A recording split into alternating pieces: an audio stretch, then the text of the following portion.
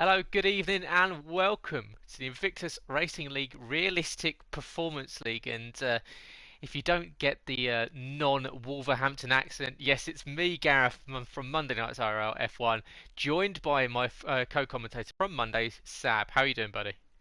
Yeah, I'm good, thank you. It's a bit strange, isn't it, being here on a Tuesday night? I'm no stranger to Tuesday nights. I used to absolutely love the Performance League. It's one of the leagues that I first got introduced to by Invictus, and it provides a totally different aspect of racing, doesn't it, with the performance side of it. And there's a lot of talented guys in this league. As I'm looking through the list now, a lot of them I raced with last season, so it'd be fascinating to watch this as a spectator for once tonight. Yeah, absolutely, and you're probably the best place to be in the commentary box, having been a stalwart in the Performance League for so many seasons. And welcome to everyone joining the stream. Hopefully, you can hear us both, and we're loud and clear. We will, unfortunately, for some of you that may be used to the sound of Tim and Malc, will be covering those two guys in the commentary box. So you have to pretend that Sav has got that Georgia drawl that Tim has, and I'll be playing the part of very own Malc. You join us for round two of the Realistic Performance League here on Tuesday nights. It's with the Yas Marina circuit in Abu Dhabi. A lap length of 5.5 kilometers long. It's 3.45 miles. We're doing 28 laps. Pole position right hand side of the track with two DRS straights, of course, on the exit of turn 7 down to turn 8, and then on the exit of that next corner, turn 10 through turn 11. We'll see full throttle, 59% of the lap.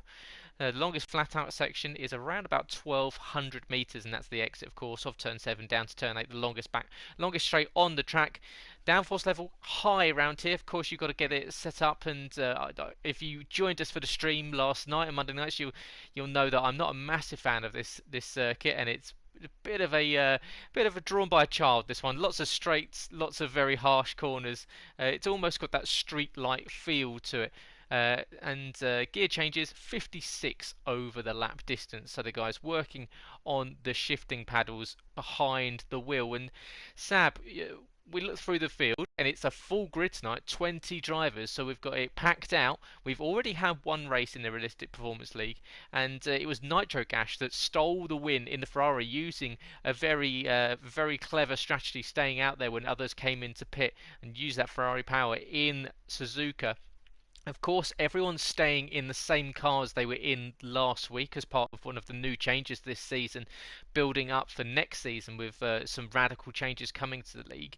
But Nitro, good start for him, 25 points on the board. Yeah, definitely, and he's pretty handy when he gets given some of the better cars in Nitro. You can always expect to see him in and around the top end of the points, and not too surprised he got the win last week. But it was an impressive win nonetheless against the likes of Schofield and Samuel the Pitter, who are no strangers to F1 and no strangers to F1 wins and championships as well. For talking about Schofield, so yeah, to do what he did last week, Nitro Gash, is definitely a big achievement for him, and he'll be hoping tonight to replicate that in that Ferrari again tonight and see what he can do. But like you say, it's a packed out grid tonight, so it's not going to be the easiest of challenges, and we've got quite a few strong contenders as well in there, like Ton Albanak and Boy Better Know, we know as well from Monday nights as well. Meg Luppy is also usually a Monday night racer, so there's a lot of strong drivers out there tonight. So yeah, Nitro, if he's going to take a second win in a row, he's going to have to really go for it tonight. Yeah, absolutely. So it is a track that does lend itself to a power due to the two long straights, of course, with DRS assisted. So those guys in the Ferraris, in the Mercedes, will look at definitely having another decent race this evening. As you see, we go to the field for what is lap 1 of 3. It says on my, there we go, to 18 minutes. There we go. What a lovely little glitch we had up in the corner. Now qualifying is underway. We've got 18 minutes, and hopefully we're going to have a bit of heated action out on track. You can see those 20 drivers all sitting in the garage at the moment, setting or getting their setups right, making sure we've got the setups just right, because of course you want to be able to have that balance between having a low downforce for the two back straights and also high downforce. So although it's really sort of that medium level that you want to go for, a lot of drivers will be tending to go for one rather than the other, and hoping to possibly be faster in the third sector. And of course, some going for a high downforce and going fast in third sector, some going for low downforce and going for fast in the second sector. So it's very interesting to see what several of these drivers will be doing this evening. Everyone's starting to peel out of the grid now. We'll go on board with one of the guys that's gone out on track, and that's Energy Dan in the Ferrari. Dan rejoining the league after a slight hiatus over the last few seasons. Of course, one of our IRL F2 commentators alongside James, and he will be in the Ferrari this evening. He'll be looking at emulating what his current teammate, well, I say teammate, but in stablemate in the cars, Nitric Ash did last week in Suzuka by picking up a decent result. And of course, another one of the new rules that came in this season, Sab, and that's points for everyone. And that's really to give everyone an incentive to not retire early. If you find yourself picking up wing damage in the early laps, although especially now we see the safety cars coming out a lot more frequently, but it does mean that it kind of stops these people retiring thinking, oh, my race is run, because if there's points beyond offer for all positions, it keeps you in the position to fighting for a championship. Even if you're picking up 4 or 5 points, you never know further on in the future in the championship just how many or how much worth those 4 points might be. Exactly, yeah. You can always be within a chance, and who knows, come the end of the season, it might only be 4 points to get you that championship. So if you go and retire and squander those 4 points, that's your potential championship gone out the window. So I think it's a really good idea to implement this, to give opportunities to keep people on the track, to keep the racing going, and seeing what we can get throughout the race. And hopefully tonight we'll see plenty of that, and see plenty of guys, even if they are down, say in 14th or 15th place, still going for it, because making up a place or two up to 12th or 11th could make all the difference come the end of the season. Yep, absolutely. And only 2 drivers still left in the box. You've got the racing point of Mike and Sir Spud in the Mercedes, still in the pits, yet to come out. You can see yellow in sector 3 as cars slow down, ready to find themselves some space to start the lap off. But it is Dan that's heading us down the back straight for the first time. What can he do on this this first flying lap to put down a banker? Of course, early on in the session you want to lay down a banker lap and then look to beat it later on as the track improves and gets a little bit less green and rubbers in. Everyone, or majority of the field, looking as though they're going for the soft compound. No one really deciding to change it up. Of course, you've got the likes of Ozone on the mediums. You've also got Jos, Stephen and JP have gone for the hard tyres. Currently Mike and Spud yet to make a decision. So lots of decisions to be made. You can see a yellow on the back straight. It looks like a slow Renault out there, so it's probably just guys just getting out of the way with a couple of guys on their flyers. We're on board with Dan going underneath the hotel for the end of his flying out, with 2 corners left to go on the lap. We'll see what the Englishman can do to start off the qualifying session. What's the benchmark going to be for everyone else to follow? In the Ferrari, comes across the line, and Dan does a 1:36.3 in the Ferrari, and we'll see with 2 Alphas coming across the line. What's that? It's Lozak does a 36 flat, and Ton Albanak a 36.8. I'm just riding on board with Scopefielder right now. He's gone purple in Sector 2. He's in the McLaren at the moment, Scopefielder. He's a multi-time champion, so normally whatever car he gets given in Performance League, you can expect him to be right at the very front. You see Carlsberry, they're topping the time sheets now. Scopefield is about to cross the line now. He's coming around the final corner. His opening lap, what is it going to be? Here he comes across the line, and it's P2, well, 1:35.9 in the McLaren. That's a good start for him in that car. It is indeed. The Swede getting back on pace after taking a season off last season. Meg Lugby, he's invalidated that lap, so we'll go off and we'll find if there's someone else on board. Sheepy coming around the final corner, he's bailed out of that one as well, so the racing point into the box. Nitro Gash, last week's winner, he's out on the flying lap. The number 24 Ferrari coming up to the final corners now. What can he do on his first flyer? Wants to get himself back towards the front end of the grid once again, comes across the line. Nitro up to 7th position. It's only a 37 flat, so what's that, over a second off the pole position. A moment of Carlsberry currently up on the pole position. Scofield in the second. Lozak and Energy Dan round out the top 4 positions.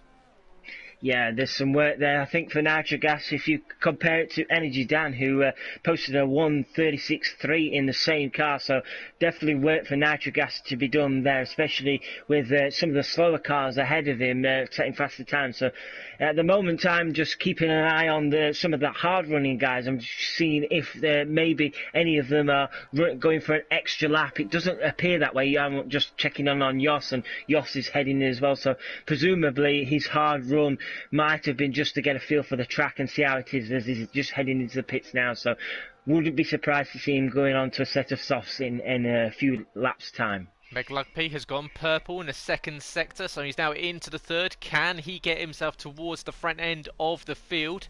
And another champion here in Invictus. He's been champion at a couple of seasons prior, including a constructors championship in F2 a couple of seasons ago. Comes around the penultimate corner into the final corner. What can the Renault driver do? Locks up the front right ever so slightly, but across the line he goes up into fifth position, just behind Energy Dan by around about half a tenth of a second. He does a 36.415, half a tenth ahead of Luke Bailey, the current leader in the F3 championship.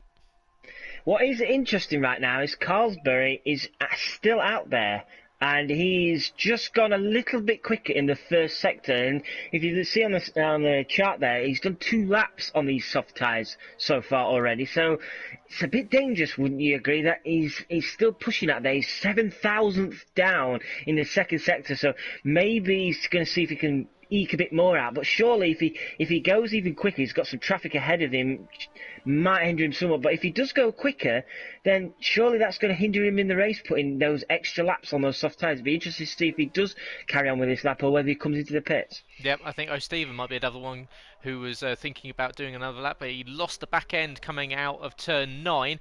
Just like to correct myself, it's Mr. P that's currently leading the F3 championship.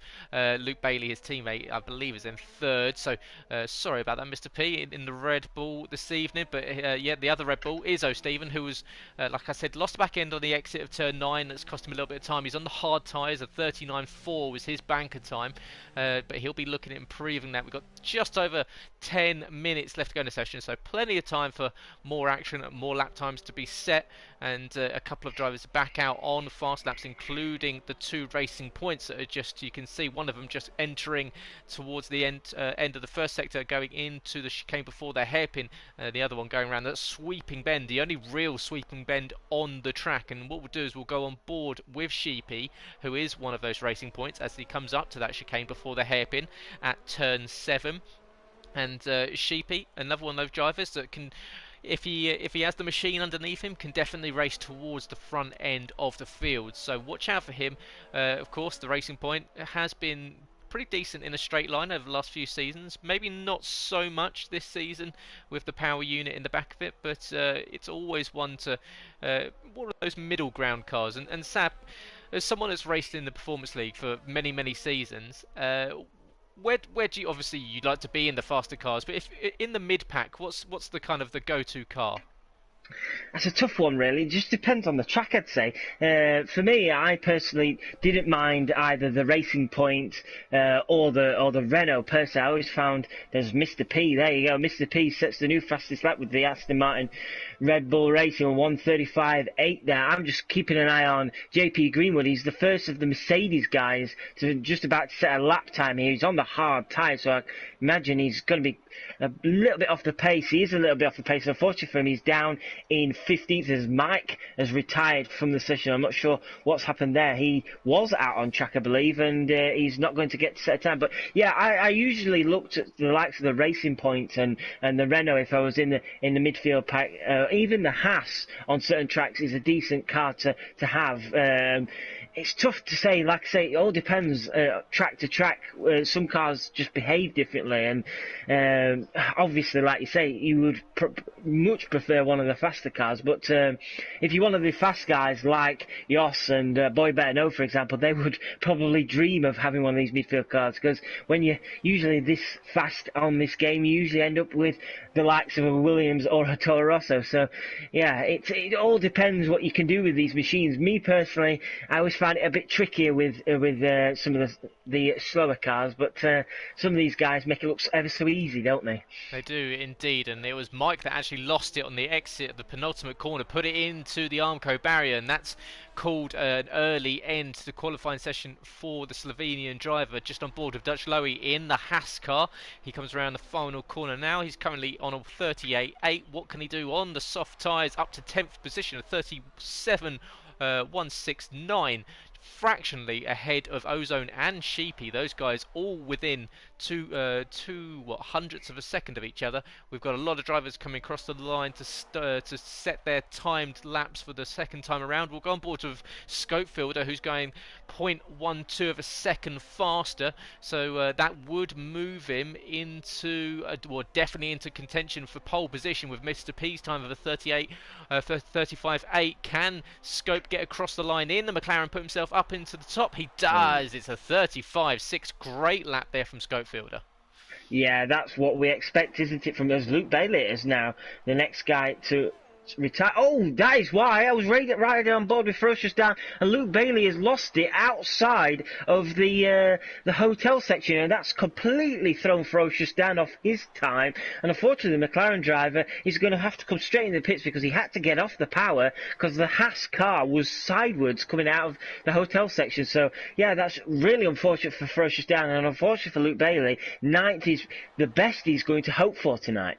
And that's unfortunate for Luke down in ninth, and with plenty of cars left to run, of course he will be hoping that he does get overtaken and can start on fresh rubber come the race. And just on board with Meg once again in the Renault as the number 22 heads down the second DRS straight towards turn 11.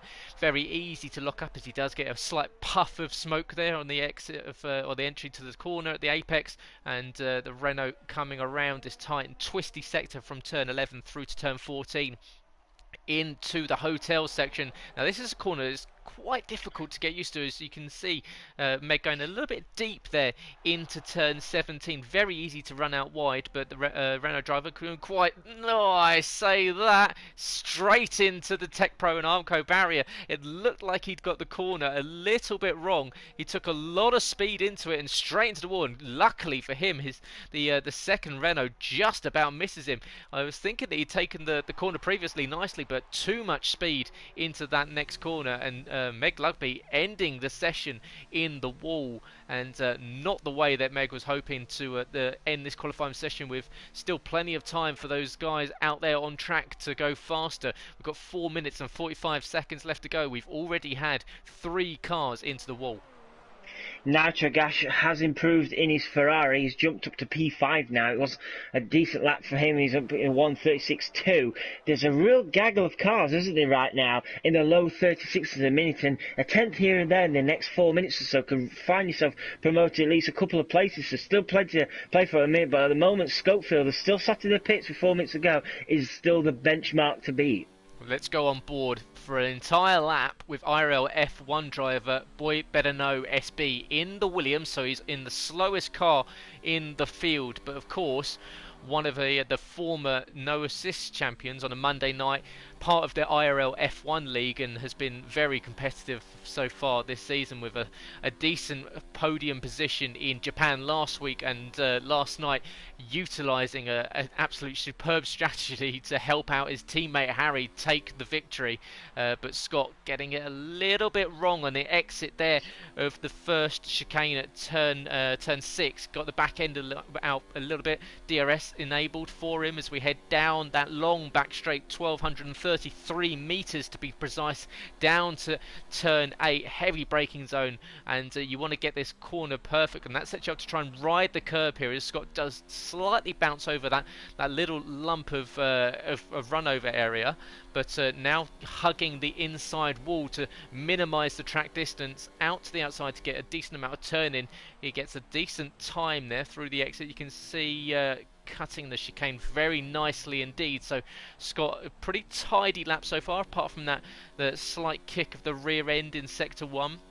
Coming up to the hotel section here, and it's all about being neat and tidy through these final complex of corners. And you can see you don't want to carry too much speed. That's what Meg did, and he obviously hit that bump and went straight into the Tech Pro. Scott misses it, but has another slight bit of torque steer there, but comes up to the final corner. What can Scott do? He's currently in 20th, having set a lap yet, loses the back end on exit. It's a bit scruffy. It's only a 37.277, 15th position. I'm riding on board with my former F2 teammate, Ferocious Dan. He had, like I pointed out earlier, he had to compromise finding Luke Bailey into the barrier. He's currently a 10th down on his current fastest time, which is a 1:37.3, and he's run very wide there going into the second DRS zone. It'd be interesting to see as he comes towards the end of Sector 2 now, whether he's going to be up on his time. He is fractured 20 thousandths of a second slower, so if he can make it all up in the next few corners or so, he might be able to jump up. But at the moment it's a struggle out there for Ferocious Dan, as Carlsberry, as you might have seen flash up on the screen, has gone ahead of Schofield, not by much as you can see, but now Carlsberry with a 1:35.592 at the top of the standings with 1.5 minutes to go. Just under 10th of a second faster than the Swede. So Carlsberry currently in the Toro Rosso. Decent lap time for him in the Toro Rosso. Schofield in the McLaren.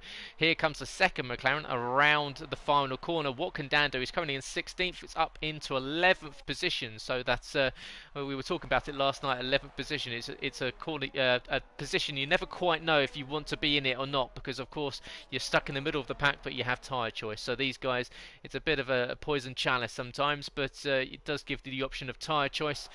We've got drivers coming out for their final laps now with just under a minute to go in qualifying.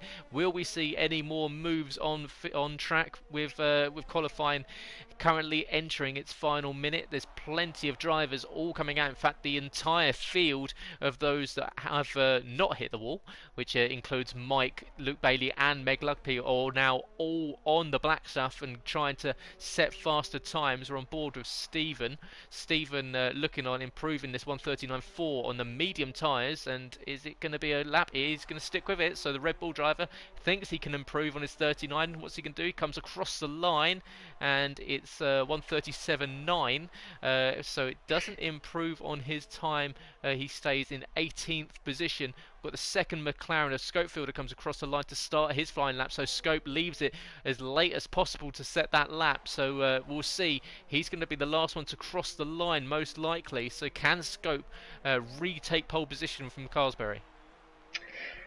You might be able to tell me, but is Ton Albanak and Boy Better No teammates? Because if they are, they've just pulled off a very, very similar synchronised tow down the first DRS straight, similar to what Scott was doing last night in F1. I'm riding on board with Ton Albanak, and you got an almighty tow from Scott down that first DRS straight, and this is really helping Ton Albanak now. He's currently sat in P9, and he's absolutely flying at the moment. He's coming into the hotel section now. Would not be surprised to see him get right up there as Ferocious Dan retires from the session. The checker flag is out. What can Ton Albanak do? 2 corners left. He's in the Alfa Romeo. Can he get himself promoted right up to the very front? Here he goes. His other Alfa Romeo compatriot is moving out to one side. Here he comes across the line. What Ton Albanak do is up to P5. It's not a bad lap that in the Alfa Romeo with a 1:36.1. Not at all. So decent lap time here. We'll go on board with Nitro, who's just about kept it out the wall. Last week's winner, the number 24 Ferrari, coming up to the penultimate corner to the final one.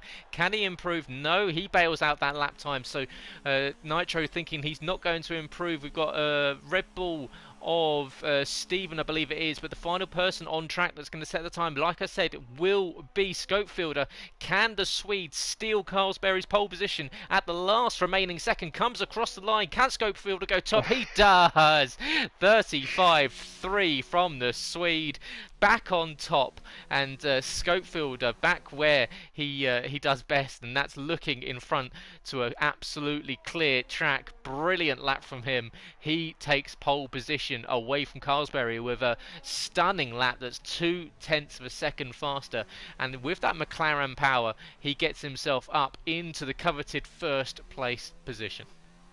Not a bad lap that, and to be honest, it's going back to the norm, isn't it? With Schofield, we often seen him at the very front there on pole position. Superb lap there from him. Absolutely. Scopefielder takes pole position just over 0.2 of a second ahead of Carlsberry. So the Swede from the Finn, Mr. P, is 0.4 of a second behind, 0.02 of a second faster than Lozak in fourth position. Tan Albanak is in fifth with Nitro back in sixth. Energy Dan, Nitro, Energy Dan, and Ozone split by 100th of a second from seventh to ninth. Meg Lugby in ninth. Luke Bailey 10th, Roy Boy is in 11th, then you got Yoss, Dan, Dutch Lowy, Sheepy, JP, Scott, Stephen, and then unfortunately you had the two that were unable to set lap times like Mike, and I missed the last one. It will come to me in a second. JP I believe, Greenwood. And yeah, so JP, and so yeah. And of course, guys, just to remind you that pole position gains you 2 championship points. So already before the race is even underway, Scopefielder adds 2 championship points to his name. So that puts him up already into second position in the championship. He's overtaken Sammy Pepito. Goes on to 23 points. So before we even get into the race, Scope's already made up positions in the standings. So we'll see if that changes later on in the session, because of course you've got some drivers out there that will be hoping on changing up their positions in the championship. Still plenty of racing left to go this season. We're only on round 2 of 12. Next week, of course, we go to the iconic Spa-Francorchamps circuit in Belgium for what is always a fascinating race. Very long, very taxing on these drivers, and equally you never quite know what you're going to get with the weather conditions around there. And just to quickly run you down before we get into it, and you were talking about drivers teaming up, and of course, because we're in the Realistic Performance League, the drivers aren't always the teammates of the guy that's in the sister car to you. So don't be fooled by the fact that they're all in the different cars. You've got Sheepy and Energy Dan are teammates, and they will be powered by Sheep Power Racing this season. Mike and Spud will be pairing up as Sir Mike. Then of course you've got Luke Bailey and Mr. P returning as PB Racing. Nitro Gash and JP Greenwood will be teaming up as Up Nitro. Yoss and Lozak at HRT Racing. Stephen and Ferocious Dan in Dan Dare Racing. Meg Lugby and Scopefielder in SM Racing. Boy Benno and Tan Albanak in Making Moves Motorsport. Ozone Typhoon and Dutch Lowy in Dutch Storm Sport, and Roy Boy and Carlsberry in Scuderia Internazionale. So those two international drivers with a very international sounding team name, and but it is the team of SM Racing that do take the 2 championship points, not only for drivers for Scopefielder but also for the constructors. So Meg Lugby were happy down in 9th position, although obviously hitting the wall in qualifying. His teammate puts it on pole, earns those constructors championship points.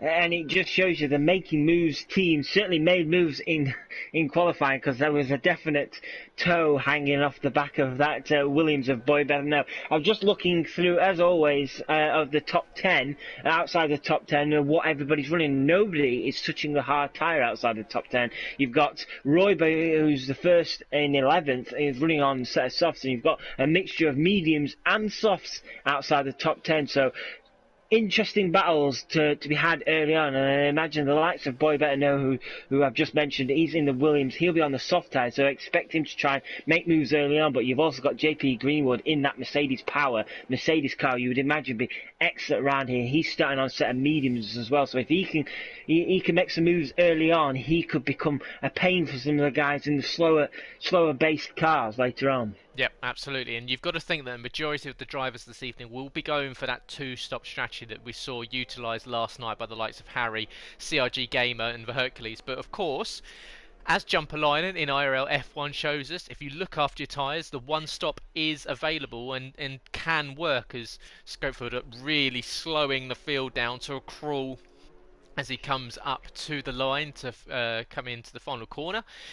And of course he wants to make sure that gap between first and 20th is as short as possible, so that he doesn't have to sit on the grid and let those tyres cool down any more than they need to. So yeah, it's his prerogative to slow the field down and make sure everyone files into position correctly, and they all coming around the final corner. It's a lovely shot as we see the drivers all filing into position, and the slight dust and sand being kicked up. You can see the decline in the hill as we exit the final corner down towards turn 1.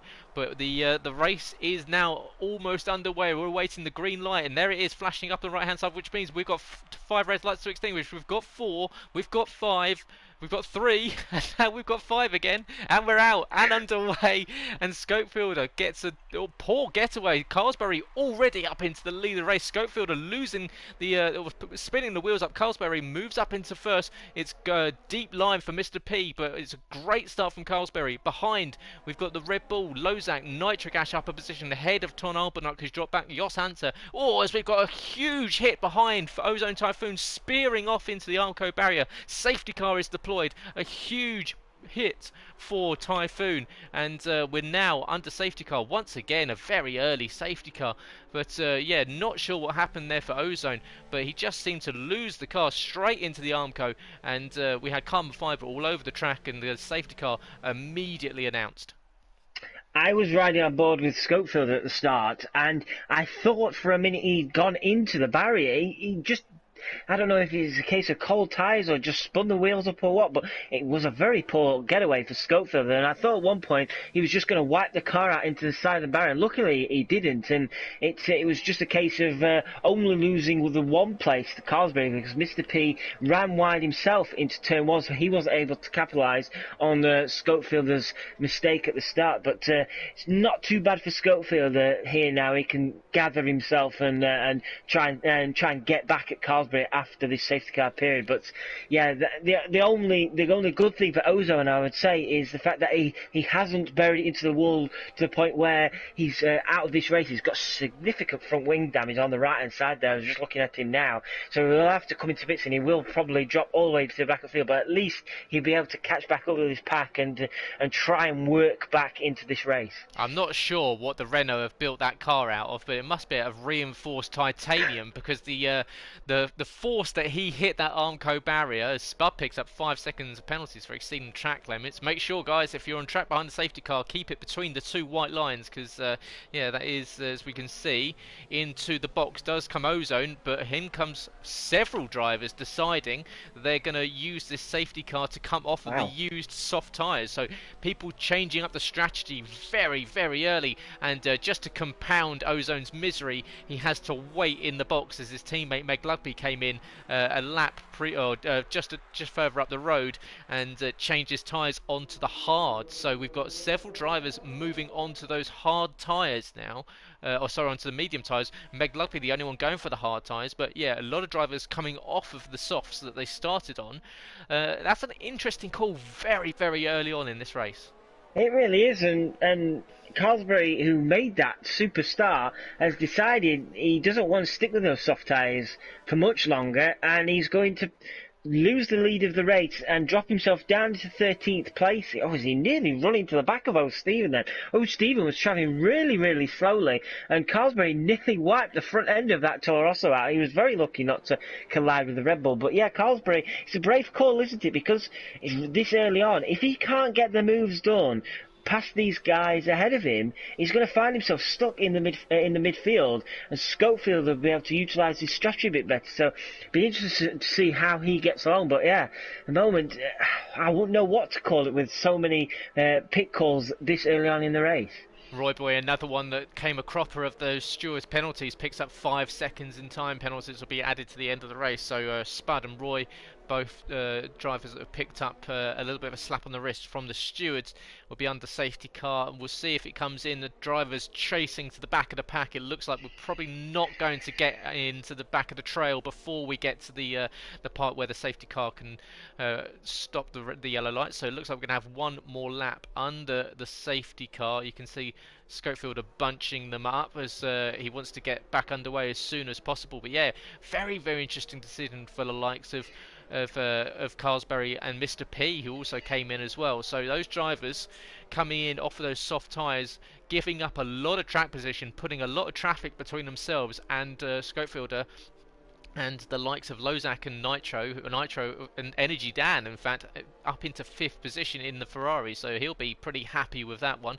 That's a good start for him. He's got a couple of cars ahead of him that, of course, will be down on power on the back straights, which is very when we get back underway. As long as he gets a good launch out the final corner and stays in relatively close quarters to Son Albanak on the exit of the hairpin at turn 7, he's going to have a decent run down that long back straight, and of course DRS won't be enabled, but that power in the Ferrari should give him the opportunity. Scott picks up 5 seconds now, so these guys really starting to kind of abuse these track limits under the safety car. So of course we will take a look at it after the race, and we'll review every single penalty that everyone have been given. So make sure, if you're a driver and you're watching this back after the race, this is why you record your races, guys, so that we can have a look in the stewards. And of course, whilst we've got a little lull in proceedings whilst we're under safety car, which I imagine we will be for the next half a lap or so, we'll just quickly tell you what's going on for the rest of the week here in Invictus. Tomorrow night is Wednesday night, of course. IRL F1 and F2, sorry, and F3. Energy Dan and James covering F2, and Charlie and Harry from F1 will be covering IRL F3. Those two making their second race as a pair of commentators, and doing a stellar job of it. And of course, Dan and James, a new pairing, having joined us at the end of last season. Safety car is in this lap, so yeah, make sure you join us on YouTube tomorrow night, 8 p.m. for both races being streamed live at the same time. And of course, on Sunday nights, if you don't want to be part, as you can see, guys really starting to back up now. Schofield is going to back up the entire field.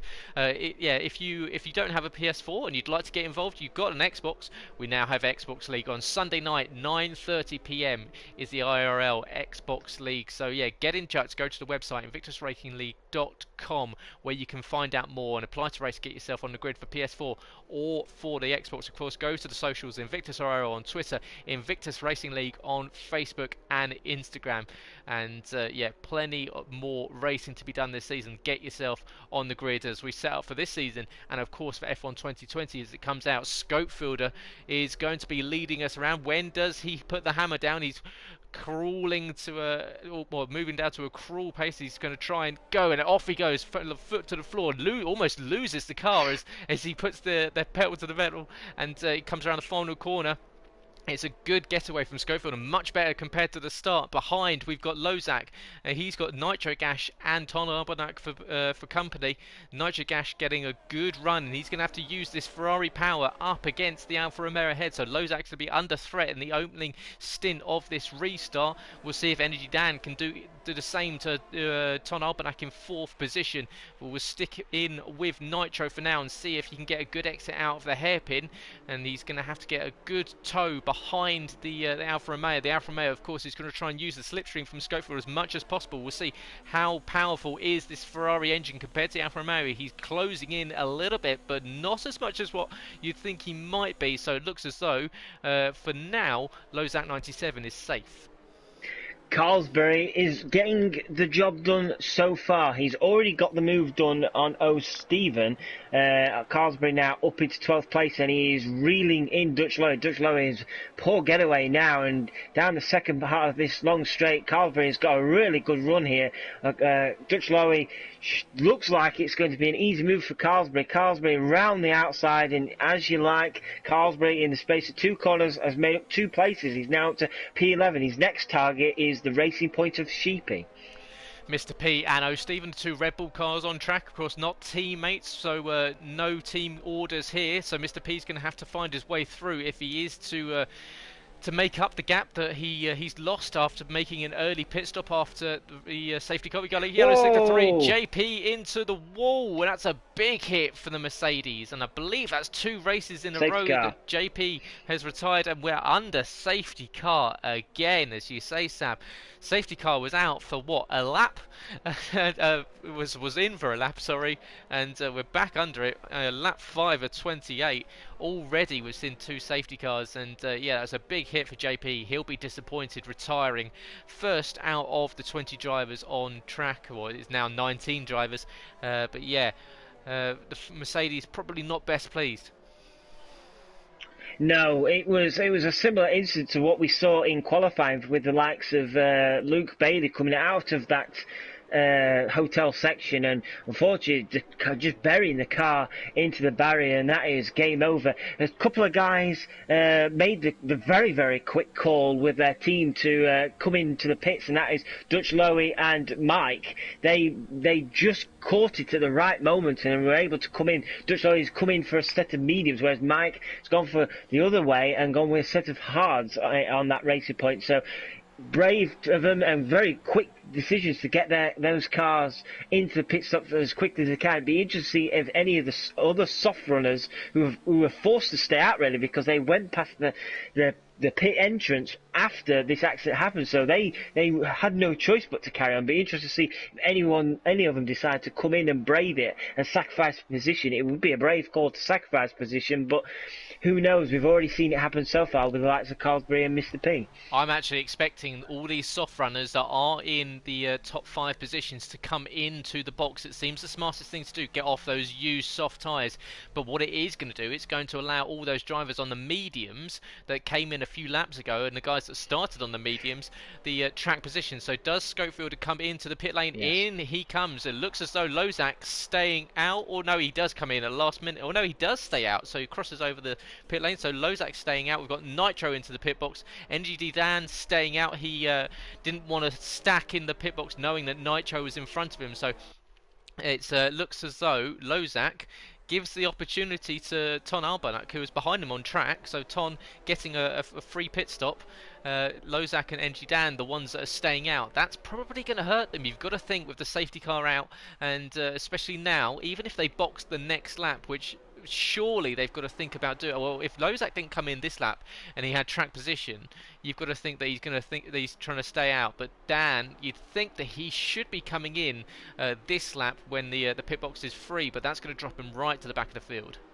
It really is, and I just wanted to point out Roy Boy earlier in the safety car situations picked up a 5-second penalty. He's just served that 5-second penalty now, and he's come out on the hard tyres, but it's that 5-second penalty, fortunately for the Toro Rosso driver, has put him plumb last now, right behind Mike. He was only just behind Mike just getting ahead of him as he come out of the pit entrance. But yeah, Roy Boy has served that 5-second penalty now, so he won't have to think about that later on in the race.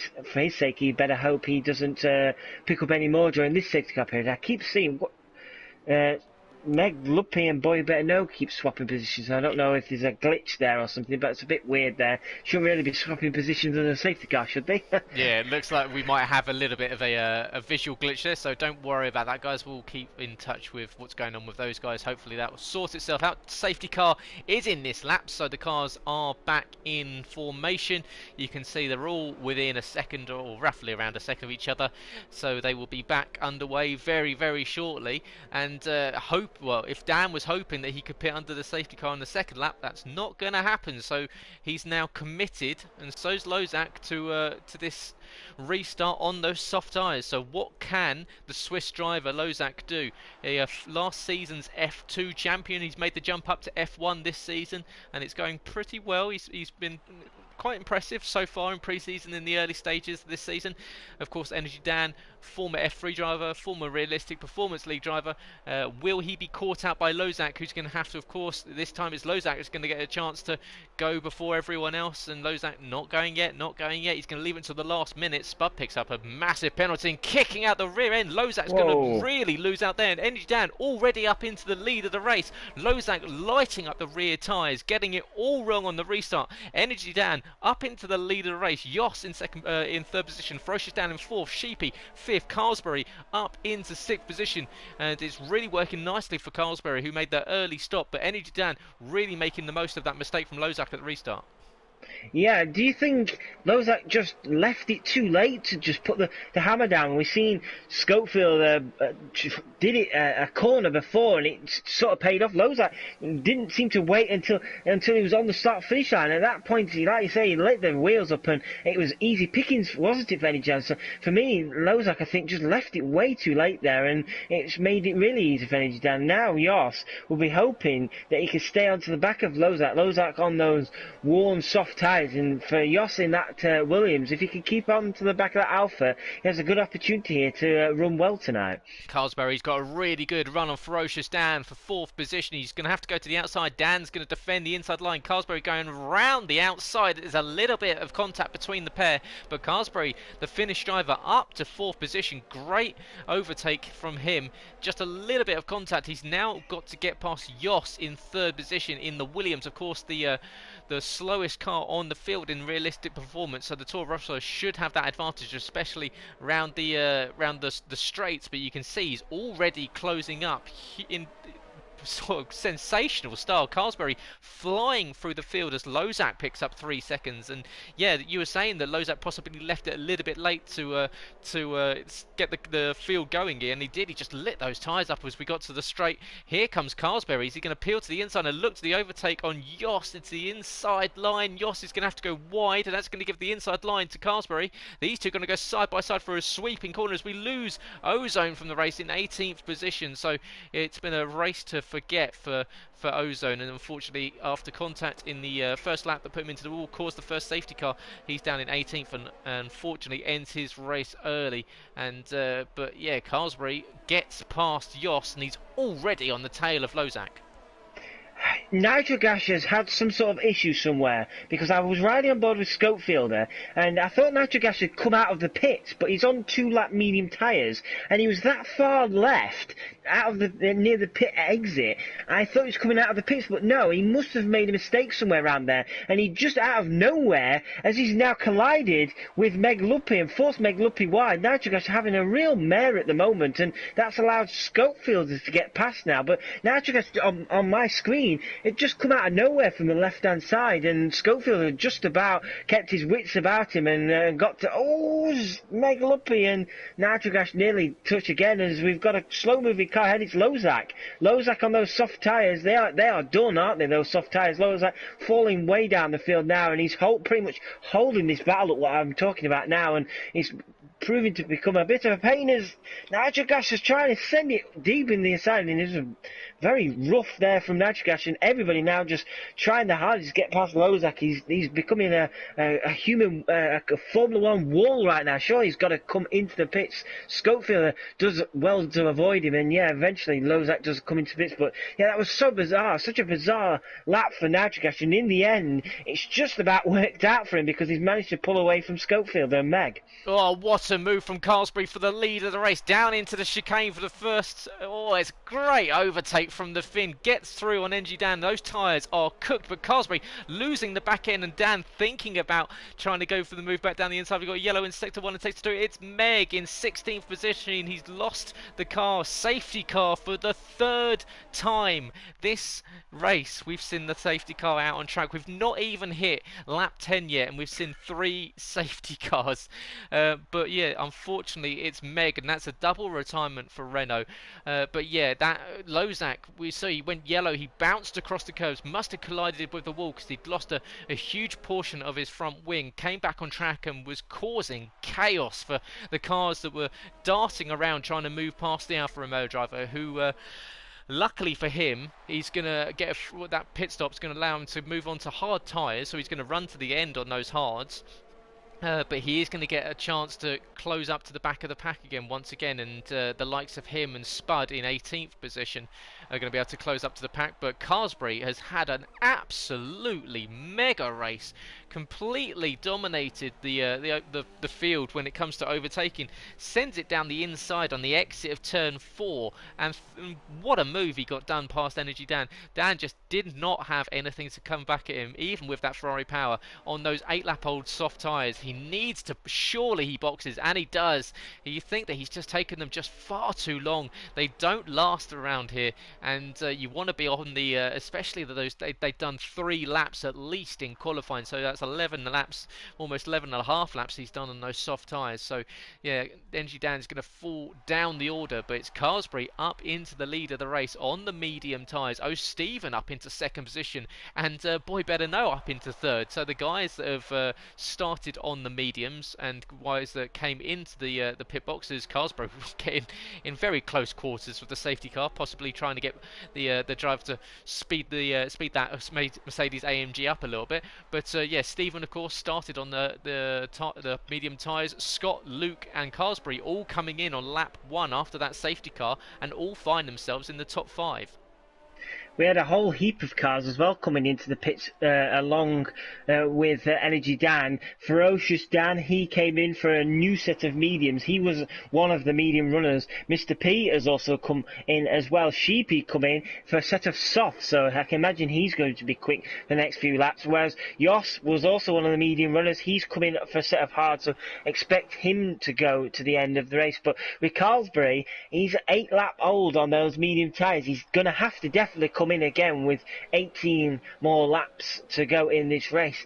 Is he going to be able to get it done? So far, this strategy has worked out a treat, hasn't it? We were wondering, weren't we, why is he coming so early and 2 safety cars late, 3 safety cars late, sorry. It's worked out perfect for him as he's trying to push that safety car along. So, yeah, it's going to be fascinating to see. Carlsbury, we're hoping now that there are no more safety cars come out so he can try and build a lead and try and somewhat work a gap out from the pack behind so he's able to fit back in and challenge later on the race, because if we have a few more safety cars or even a virtual safety car, this strategy of his is really not going to work out for him. No, absolutely not. And I mean, your guess is as good as mine when it comes to who's got the ultimate strategy here, because behind the safety car so many times, of course, so many drivers could come in and put new sets of tyres on, and we've seen that you can fight through the field, as Carsbury has shown us this evening. He's getting very close to the back of that safety car, and you don't want to touch it because that's an automatic DSQ. But is that a car that's coming into the box? It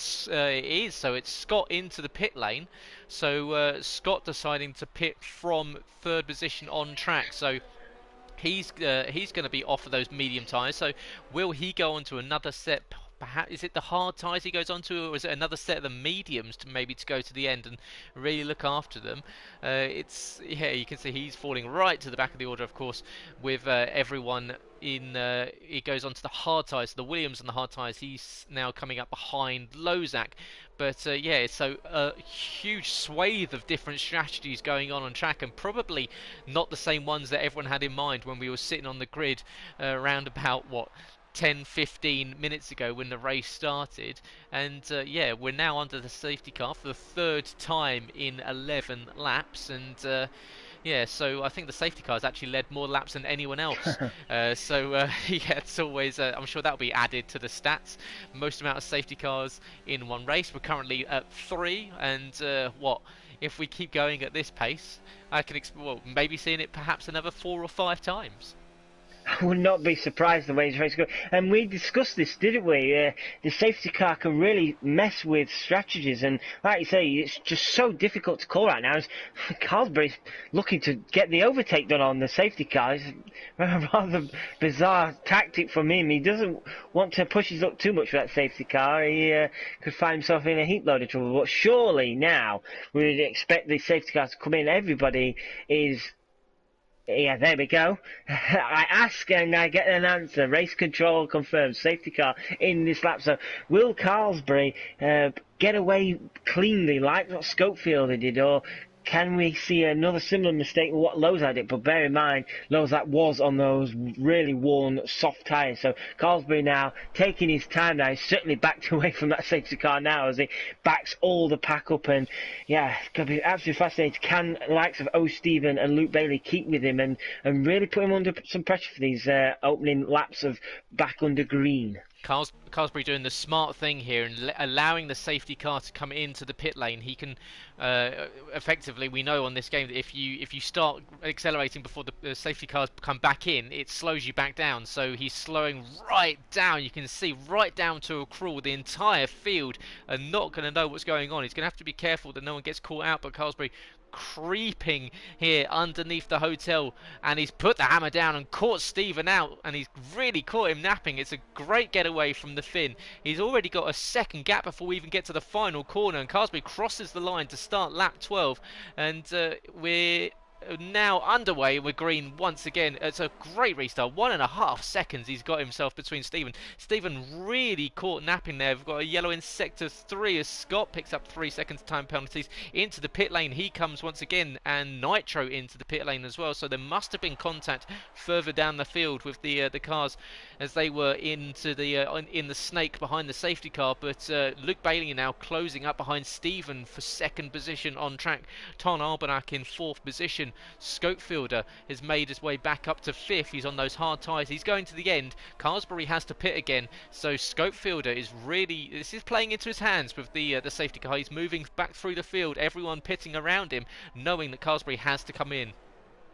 Yeah, definitely. He's sitting pretty at the moment, isn't he? As Ton Albanach now is applying the pressure on the Haas driver of Luke Bailey. Ton Albanach in the Alfa Romeo. He's running close now. He won't have DRS at the moment, so won't be able to be assisted there. But he's just a little love tap to the back of that Haas there. Nothing too dangerous as Luke Bailey. Seen him quite clearly cut the corner.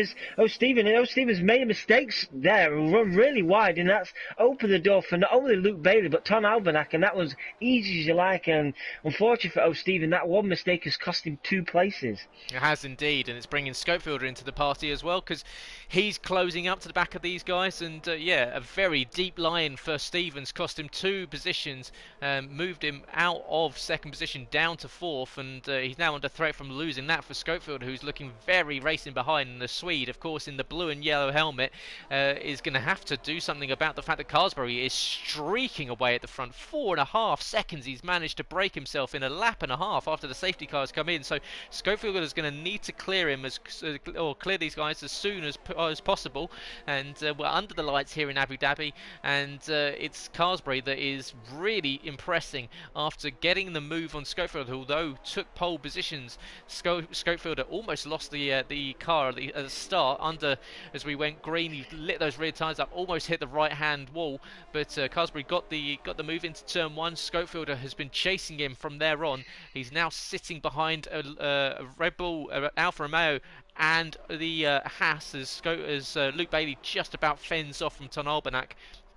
Behind, we've got Dutch Lowy closing in on the battle for the second position, as it's starting to.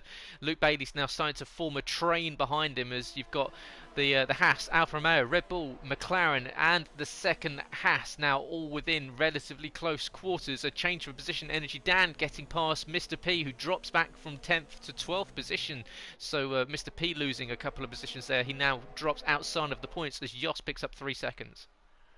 Ton Albanach is really applying the pressure on Luke Bailey now. Luke Bailey making mistakes in pretty much every corner since I've been riding on board with Ton Albanach. And Ton Albanach will be biding his time. He's a very clever driver, is Ton Albanach. Raced against him several times, and he knows when to pick his moments to try and get a move done. It's not often you see him make mistakes. DRS now enabled, so if he plays this correctly now, and he's pretty much pushing this Haas car along, just has to wait till the DRS zone, and unless Luke Bailey makes a mistake before then, you'd imagine Ton Albanach should get the move done. As you see Energy down picking up 3 seconds of time penalties, as we see a heap load of cars coming into the pits. Yeah, I think there was a lot of damage going on in the midfield, and we didn't manage to catch it because we were watching the battling at the front, but there was a lot of shuffling of positions. The likes of Sheepy, Energy Dan, Mr. P all moving around, and they've all come into the pit lane, so you've got to think that there might be a bit of argy-bargy that's caused some wing damage out there. But Ton Albanach in third position gets a really good exit out of the hairpin, and he's lining up Luke Bailey, but you can see the Haas power slightly advantaged down the straight, but DRS is enabled for the Alpha, but he's just not closing in. He's going to have to really throw it down the inside if he's going to make the move. It's not quite close enough, so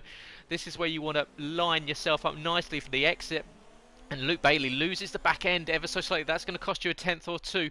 And this is going to be the best opportunity for Ton Albanach to get up the inside. Luke keeps the inside line open, but Ton decides to go for the outside line. He's going to sweep around. Fantastic move from the Scotsman without any sort of contact. And really, the inside line was open, but he decided to go for the outside. Gets the move done as Scopefielder picks up 3 seconds. Yeah, that was a nice move. Ton Albanach, like I say, he's a very, very good driver, and he knew exactly what he was doing. Luke Bailey there made Luke think he was going down the inside, swept round the outside, and there was really nothing Luke could do about it. And that 3 seconds could really cost Scopefield in the end if he's going to try and pursue a race victory tonight. He's now only 3/10 behind Luke Bailey. Luke Bailey seemingly really struggling on his medium tyres. Would not be surprised in the slightest if he comes into the pits within the next lap or two. At the moment, Schofield on 9-lap-old tyres is going along nicely, but O'Stephen and Dutch Lowy and Wivey behind, then they just fall away slightly, and next to the hard-running tyres is Mike, and he's about 4 or 5 seconds behind Schofield, so Schofield are going well in fourth at the moment on those hard tyres. Yep, within 0.4 of a second of Luke in the Haas car, so the McLaren is going to want to clear the Haas using the DRS down this straight as they exit the hairpin at turn 7, and he's got a good run on him on the exit, so he's decent traction on those hard tyres compared to the 13-lap-old mediums of Luke Bailey. And here comes Schofielder, inside line open, takes it without any problem whatsoever from Luke, and Luke falling back on those tyres, and he's going to have to try and stick in the toe of Schofield and hope that he can pull him around and keep him away from the clutches of the likes of Dutch Lowy, who's closing in. Oh, what's going on?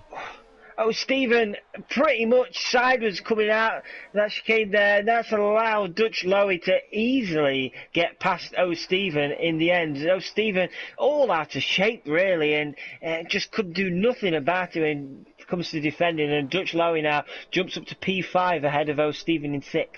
Carlsberry 6-second lead he's now got between himself and Ton Albanach, so starting to stretch out at the front, but with Schofield now up into 3rd position and with a clear air between himself and Ton Albanach, he can just get into the groove and get some laps down and start closing that gap back down. And you can see there's a battle here between Mike, Jos and Roy from 7th to 9th, and you can see the lines, the different lines that you see Mike and Jos taking there. Jos going for the right hand side and Mike drivers, different lines.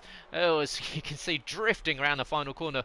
Roy gets a good exit, in fact, gets a good run on the Williams, takes a peek to the left hand side just to let him know that he's there.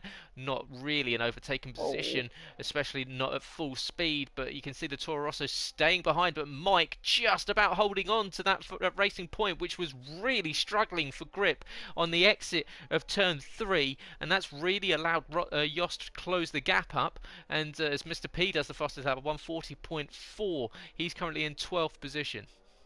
Yeah, I'm watching the Mr. P and Boy Better Know battle, and Boy Better Know got the move done, and then Mr. P under the hotel re-overtaken Boy Better Know and got back up into P12. It was a daring move in the Red Bull, but just about got it done. Boy Better Know slightly round wide, and Mr. P was always going to attack it, and Boy Better Know thought better of it, and unfortunately for Boy Better Know, he's slightly fallen away from that Renault driver now. So yeah, it's been a tough evening for the Williams driver. Yes, we've got almost a 4-car battle now for 7th position, as Mike on those 11-lap-old hard tyres has got a Williams, a Toro Rosso and a McLaren behind as Dan, the McLaren in this group, picks up 3 seconds, and he's almost tagged the rear end of Roy there, as yeah, you were talking about Mr. P, and he's one of those drivers that does, is just about, Roy slows the car down. Surely that's going to allow Ferocious Dan up the outside, but Dan's going to go to the outside line. There's contact between the two. He's not quite given the space,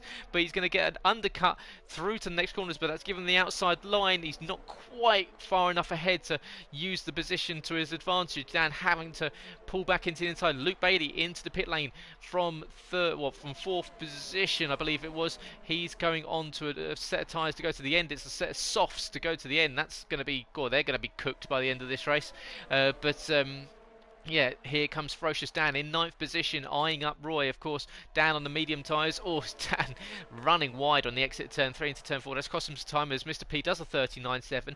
And just go back, and you were talking about Mr. P's overtake on Scott. He is one of those drivers that he will definitely stick his nose down if there's just the slightest of gaps, and it can get under the noses of some drivers. But if the gap is there, as Ayrton Senna famously once said, if you don't go for it, you're no longer a racing driver. So Mr. P doing his thing, getting the move done. He's up into 11th position, but still outside of the points. Ahead of him, he's got Luke Bailey, a good friend of him, in 10th position, and then this cracking battle over 6th position.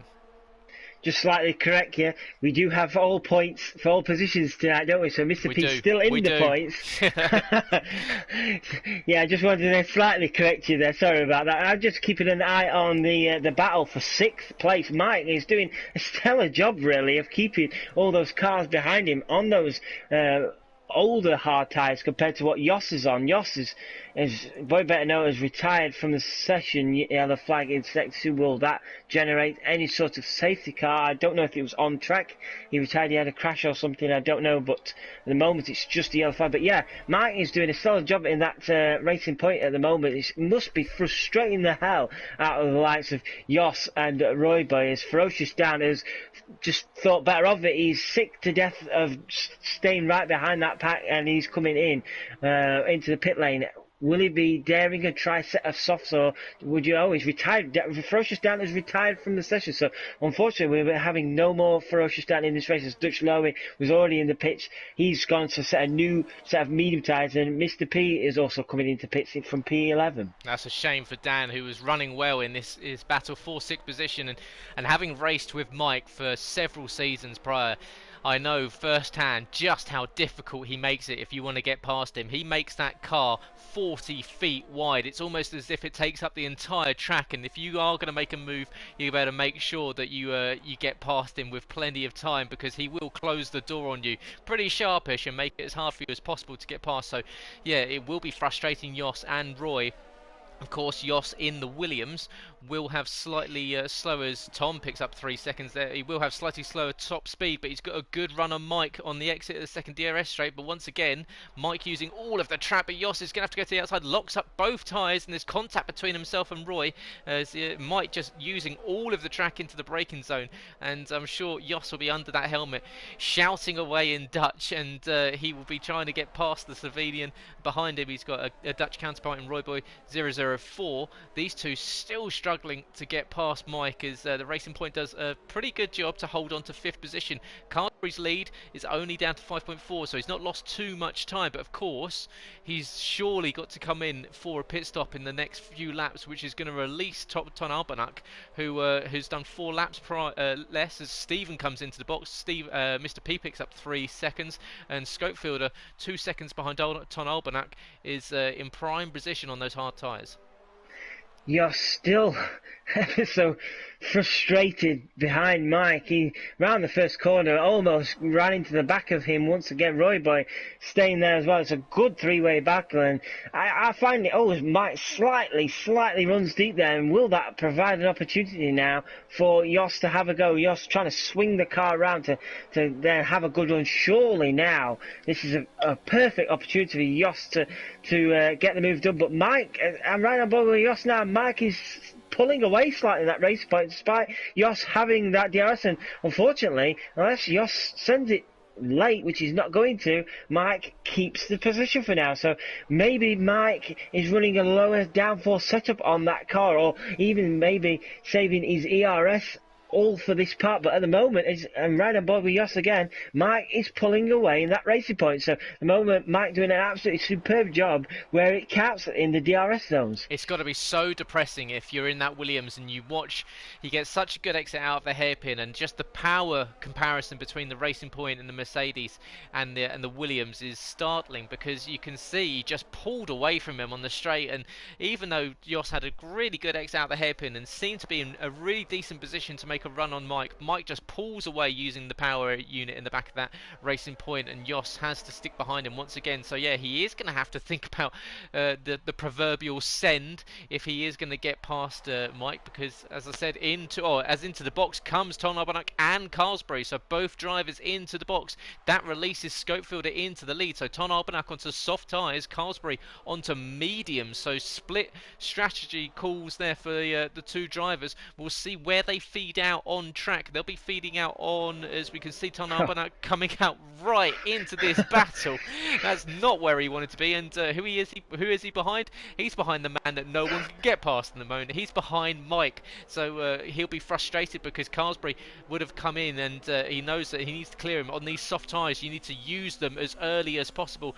Now, can the Alfa Romeo reel in the Racing Point compared to what the Williams does? Here comes faster. He's going to go to the outside line. Ton has been favouring that outside line overtake all today, and Mike not giving him the option, but goes deep into the corner, and that's going to allow Jos or does Jos get a good exit? No, he's too far away with having to back out.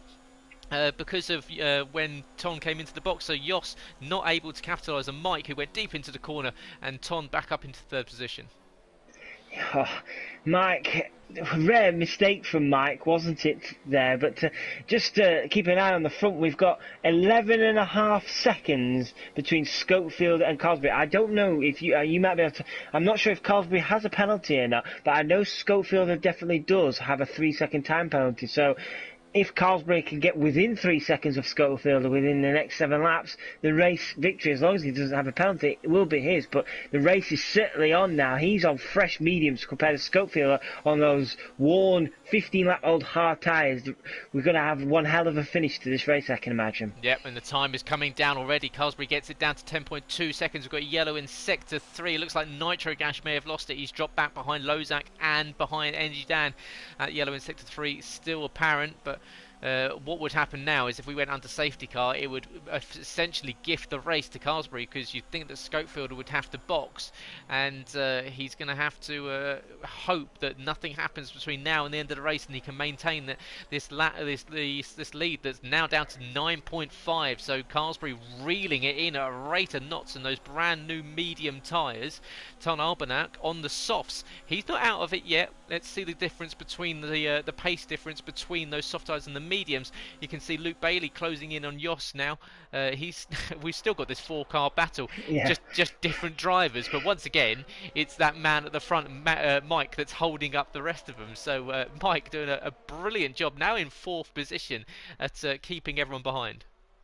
Mike, unfortunately, during the run down there from the first DRS zone, Mike he ran wide and picked up a unnecessary 3-second time penalty. So that might eventually cost him. As Jos, I don't think he needs to really remind Mike that he's there. Jos gave him a little tap on the back of the car. It didn't put him off slightly. I wouldn't imagine it would have done.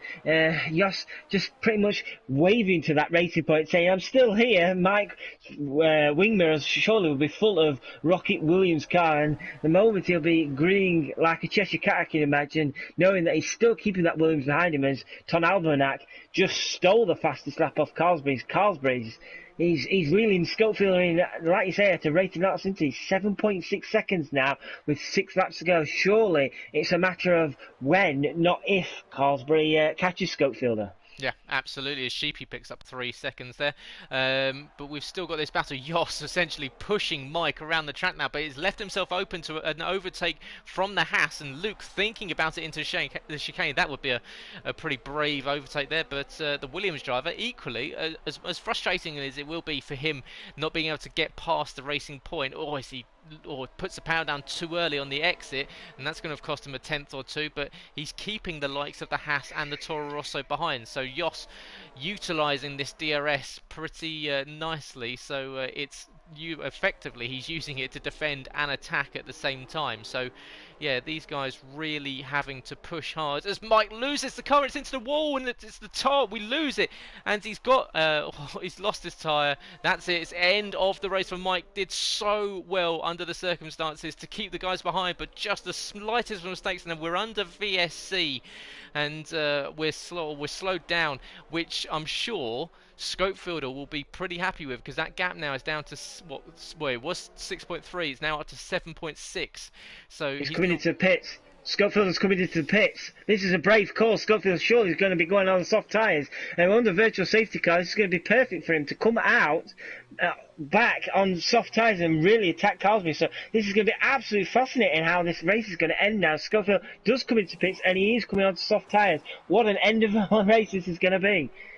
Out of the pit lane he comes on those soft tyres. Dutchy Lowe picks up 3 seconds time penalties. We're back under green, and we'll see if we've lost. There we go. We lost the UI for a second, but Carlsberg does take the lead.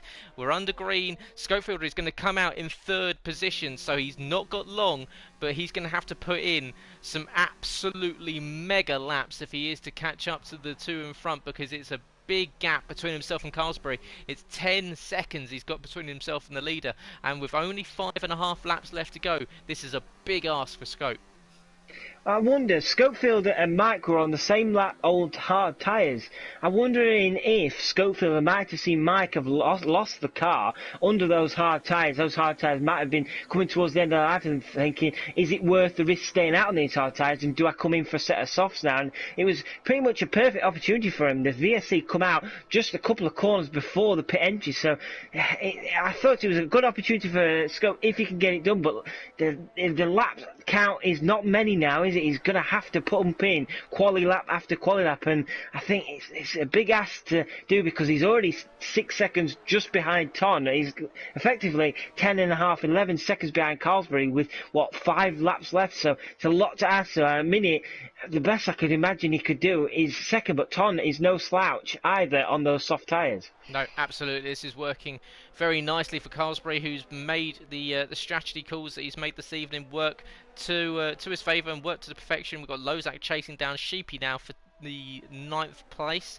and we'll see if the Alfa Romeo can close in any further as Sheepy goes deep and almost loses the car straight into the direction of the Alfa Romeo, who had to get on the brakes very, very hard and just about manages from collecting the racing point, but Lozak still sitting behind Sheepy, and as you did correct me with earlier, everyone picks up points, so all 14 drivers that have been finishing this evening will be picking up championship points as Lozak goes to the inside line into turn 1 at full speed. They're going to go side by side. There's a little bit of wheel banging, the Racing Point getting a better exit, and just about Lozak just by about a slice, a piece of paper between the two of them. He's going to go. Oh, that's a move that went across majority of the apex of the corner, so no wonder he picked up 3 seconds of time penalties there from Lozak. But yeah, Lozak almost collecting the back end, but we've got, what's the gaps now between the drivers? Ton Albanach not really closing in on Carlsbury on those soft tyres. It's 4.2 seconds. Schofield are 5.2 behind Ton Albanach. So with the laps tumbling, we're now down to 4 laps left to go in this race. It looks as though Carlsbury, I say that, it's now down to 3.5, so Ton Albanach slowly eating away at that gap, but it looks as though Carlsbury might just have enough for this one.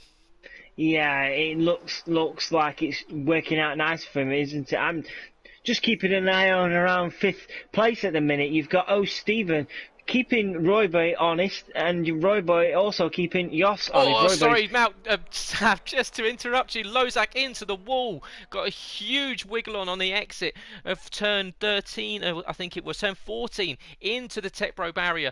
Another driver that sees the wheel tethers at use as the wheel flails up onto the front of the nose cone, and the Alfa Romeo out of the race, and Lozak was pushing hard, just a little bit too hard, and it's into the wall, and it's a yellow in sector 3. We're now under green, but how that's not another VSC or safety car, because he's right in the middle of the track.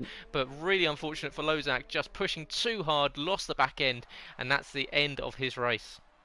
I'm amazed that's not at least a safety car with what we've had tonight. Like you say, that car was right in the racing line, and most of the cars I went on board with behind had to go around the car, so surely it must have been a safety car. Really inconsistent choices there from the race stewards tonight, but I'm right on board with Stephen now. He's getting a really good run on Royboy trying to defend. Can O'Stephen get it done right? He's very deep again, O'Stephen, but just about hangs on to it there. And O'Stephen now up into 6th place on those soft tyres. He'll be hoping to try and reel in Jos on 15-lap-old hard tyres. Yep, Jos starting to struggle on those tyres. He's lost positions to Luke Bailey a few laps ago as Royboy tags the rear end of O'Stephen, just gets a little bit... Stephen's braking was a little bit earlier than what the Toro Rosso was expecting. That's something I found out in F3 in the races that I've had with Stephen. Just caught out by his braking a little bit earlier than what some of the other drivers are used to, and Royboy almost losing the one of the end plates of his car, but just about manages to hold on to it. Stephen up into 6th position, so it's a decent result for the current Red Bull driver. Of course, these drivers have been in these cars for the first 2 races. The first race in Japan last week and this one, so they will be changing cars from next week. So using the 2 races, the admins will be able to allocate the drivers to new cars for the next 2 races coming up. as Nitro picks up 3 seconds time penalties. We're on lap 26 of 28. Carlsbury leads by 3.5 seconds. Schofield has got the gap down between himself and Ton Albanak to 3.1. Luke Bailey back in 4th position is 14 seconds back. Jos holding on to 5th position on those hard tyres and in the Williams. Pretty nice job for him, but he's starting to come under threat from Stephen, who's closing down in the Red Bull. Of course, that Honda power will be much nicer in that Red Bull compared to what the Williams is used to, and he's really closed in down that back straight already. And of course, on 7-lap-old softs compared to 16-lap-old hards, the tyres on the softs will be degrading, but they will just about have enough life in them to give Stephen a good run on the Williams. He's going to go to the outside line into the third chicane, sorry, at turn 11. Does he get the move done? He goes around the outside, sweeps around and up into 5th position. Good move from Stephen. Yeah, it was inevitable really in the end, wasn't it? It was unfortunate for him. And just keeping an eye further down, and Energy Dan has got past Sheepy in ninth place now. Energy Dan on the hard tyres, where Sheepy on the medium tyres. Both done the same amount of times, but Energy Dan with that Ferrari power managing to get the move done on the racing point. But at the moment, the field is slightly spread out apart from that battle really. Schofield slowly starting to catch Ton Alban, but I think he's about to lose out on lap counter, won't he? Because coming up to just 2 laps remaining now, 1.6 seconds, he's really going to have to get a hurry on if he's going to make any impression on that Alpha driver.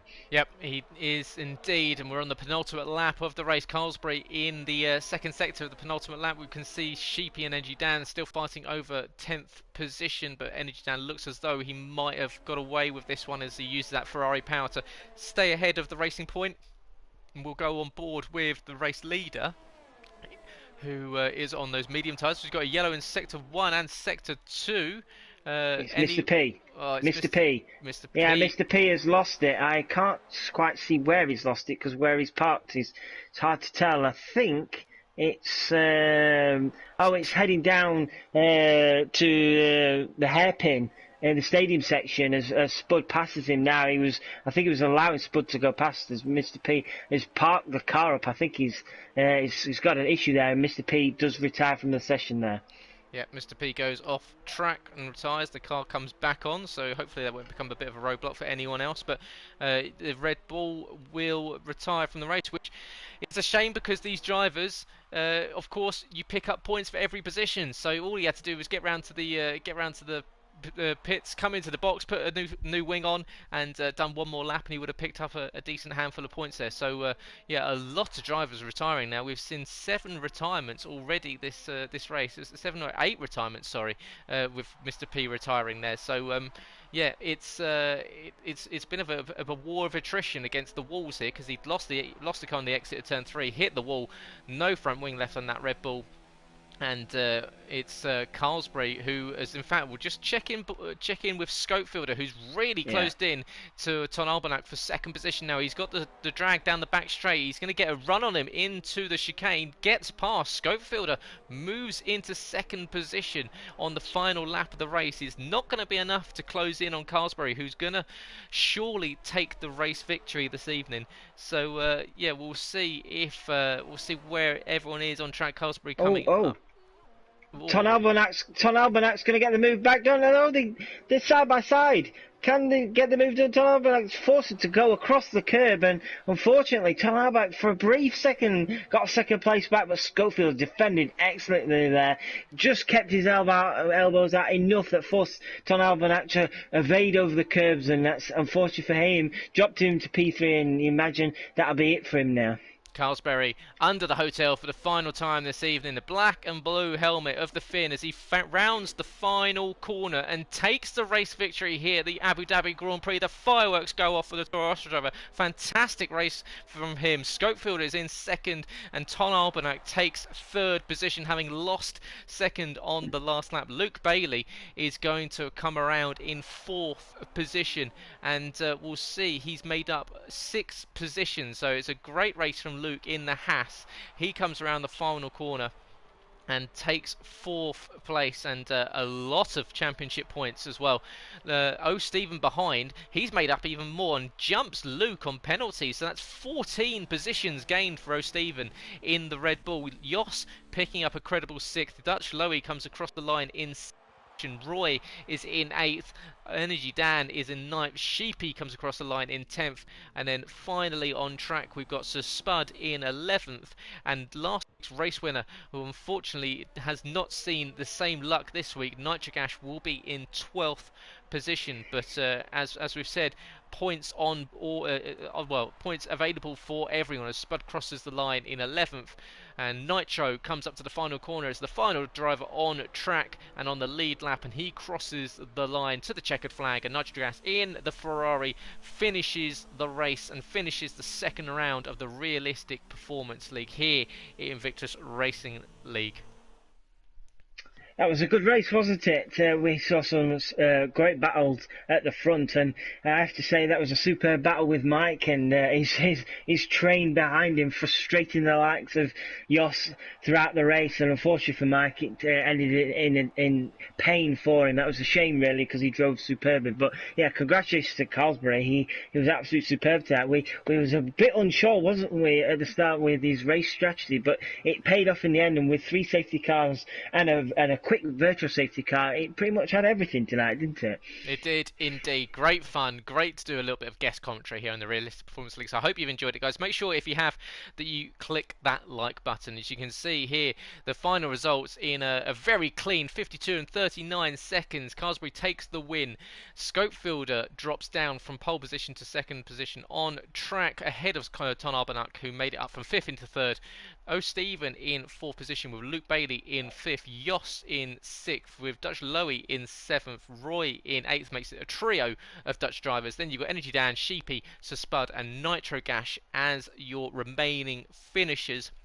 Looks as though everyone stayed under the 15 limit, and unfortunately we lost from the race. Mr. P very late on, Lozat, Mike, Ferocious Dan, Scott, Meg Lugby, Ozone and JP Greenwood, and they were all your non-finishers this evening in a chaotic race that saw 3 safety cars, a virtual safety car, a lot of changes for position, and a fantastic result from Carlsbury, who utilised the strategy to perfection, used the safety car very nicely, decided to be, well, he was one of those drivers that came in on lap 1 under the safety car when we saw the contact with Ozone Typhoon into the wall that caused the first safety car, came in and used that strategy to set himself up nicely for the rest of the race. And yeah, as I said, guys, make sure you press the like button if you enjoyed the race. Really helps us out. And of course, if you're not already, make sure you press that subscribe button and ring the bell to be notified every time we go live with a new video. And it looks as though the guys have joined us in the box for a couple of questions just post race. And make sure, guys, that you've got your voices to always allow to be shared in your party settings so everyone on stream can hear you. And we'll get started, and we'll go straight to the race winner, and we'll go to Carsbury. Fantastic result for you tonight, mate. Really nicely done. You got the lead off the line with Scopefielder with a bit of a poor start from him, and you really used strategy well tonight. Yeah, it was a quite good race, nice overtakes, and yeah, like you said, good strategy once. So when you were obviously you'd gone on to a completely different strategy to the likes of Scopefielder, who was chasing you down, and did you really know who you were fighting on track, or was it all just about focusing on your own race and yeah, just getting your head down and getting the laps in? Well, on the first safety car, I always knew I need to get off the soft tires, and after that, I was just looking. The Red Bull was pitting after me, so he was kind of a main focus. But then again, when I was so far back, I just wanted to just move up without damage and have a clean race. Yeah, I mean, you say you wanted a clean race, and when you made your pit stop, you had to make loads of overtakes, and you seem to be really catching some of these drivers out and putting the car in a fantastic position to get the moves done. We saw a brilliant move on, I think it was Energy Dan into turn 3, and Yeah, so is it a track that you're pretty happy with? Because you seem to have pretty decent pace here all evening. I hate this track, honestly. I'm on a pad, so it's always a disadvantage compared to the wheel users. But credit to all the drivers because it was a clean race, so I was happy. Yeah, well, congratulations. Brilliant win for you tonight. Thank you. The first one here in Invictus, and I'm sure first of many. We'll move on to our second place man, and it's good to be talking to you again, Scope. Well done for second position, but you must be a little bit disappointed that you didn't get that win. Yeah, it's always hard when it comes out like free safety cars early on, so it becomes a bit random. But I don't think my strategy was the best one to be able to win the race. But I finished second anyway, and I can't be too unhappy with that, considering everything that happened. So, okay result. Obviously wanted a win, but didn't work out. Yeah, I mean you're right. It's not the ideal result, but it's another decent points haul for you. So that puts you top of the standings, which is somewhere that I'm sure you're used to being. But when you're starting on the pole, because we saw you snatch pole position with a decent time, 2/10 faster than anyone else. But obviously it looks as though you just spun the rear tyres off the line and almost put it into the wall. So was that just a little bit of nerves getting off the line, just jumping the gun a little bit too early? Because that seemed to cost you being dropped behind Carsbury so early on. Yeah, I don't know what happened. I think yesterday I had a great start with the hards on, and I used the exact same strategy to start with, but I don't know. The rears just spun and almost hit the wall, so I'm just happy to be second after the first corner there. Yeah, well, congratulations. Great to see you back on the podium and be chatting with you once again. Sure, we will be on Mondays and Tuesdays coming up. But yeah, fantastic result for you tonight as you take the lead in the championship. And another man that we're used to seeing on the podium very often and adds another one to his tally when he climbs up the standings in the Hall of Fame is Tan Albanak. And welcome back. And good to be chatting to you again. And you've got to be happy picking up a couple of positions tonight and finishing on the podium. Yeah, but it feels good to be back on the podium. Obviously, I would have liked to have held on to that second from Scope, but, can't really complain at a third place instead of second. So, yeah, I'll just have to try and do better next time. Well, it's always now that with the new point system, it's really meant that you can really pick up some decent points, and even if you're not finishing on top, you can kind of have these races where you may be finishing in second or third and fourth and not feel like you're falling out of contention in the championship. And we saw in qualifying you getting a bit of help from your teammate Scott with a little bit of a tow. And so is this a team game with you and Scott? Are you thinking about kind of helping each other through the season and pushing for a championship in both the drivers and the constructors? Or have you got your eye firmly on the drivers and trying to take the fight to the likes of Scopefielder and Carsbury? Yeah, we haven't really discussed it, but honestly, even my own personal goal this season isn't to get the title. It's just to try and break the record for most podiums of any driver. So just keep my eye on that, and if I end up in contention, I end up in contention. Well, yeah, great result from you tonight, taking the Alfa Romeo to third position, making up some places on the field, and yeah, making a really fun race. We saw a good battle late on, just missing out on that second place on the last lap to Scopefielder. So yeah, congratulations to you, and finally we'll go back to Carsbury for one quick question, and we'll finish off with Belgium next week. We go to Spa, one of the most iconic circuits. You never know what the weather's going to be when you're there. It's a very long race. It's a very long lap.